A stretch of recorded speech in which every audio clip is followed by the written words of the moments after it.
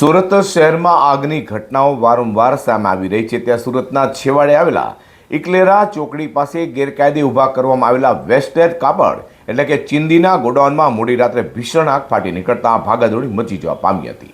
બનાવ લઈને ફાયર બ્રિગેડને જાણ કરાતા ફાયરે ઘટના સ્થળે દોડી જઈ ભારે જહેમતે આગ પર કાબૂ મેળવ્યો છે। સુરતમાં જાણે આગ પર સુરત બેઠું હોય તેમ રોજે રોજ આગની ઘટના સામે આવી રહી છે। ત્યાં સુરતના છેવાડે આવેલા ઇકલેરા ચોકડી પાસે ભીષણ આગ મોડી રાત્રે લાગી હતી।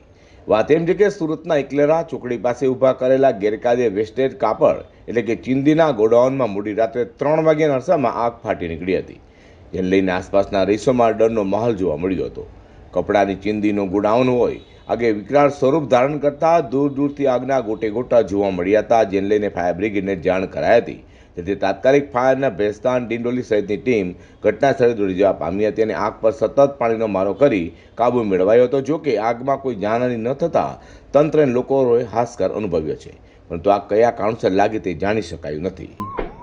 સચિન, આ વિસ્તારોમાં આગ ગેરકાયદેસર ચીંદીના ગોડાઉનના કારણે આવી ઘટનાઓ વારંવાર બનતી રહી છે, પણ પ્રશાસન જાગો નામ લેતી નથી અને એના કારણે લોકોના જીવ જોખમ મુકાય। વધુમાં ગોડાઉન 3 વીઘા જમીનમાં ગેરકાયદે રીતે બનાવી હોવાનું સામે આવ્યું છે। અગાઉ પણ પાંડેસરા અને સચિન જીઆઈડીસી જેવા વિસ્તારોમાં આ જ પ્રકારે ગેરકાયદે ચીંદીના ગોડાઉનમાં આગની ઘટના બની ચૂકી છે, જે તંત્રની કામગીરી સામે ગંભીર સવાલો ઊભા કરે છે।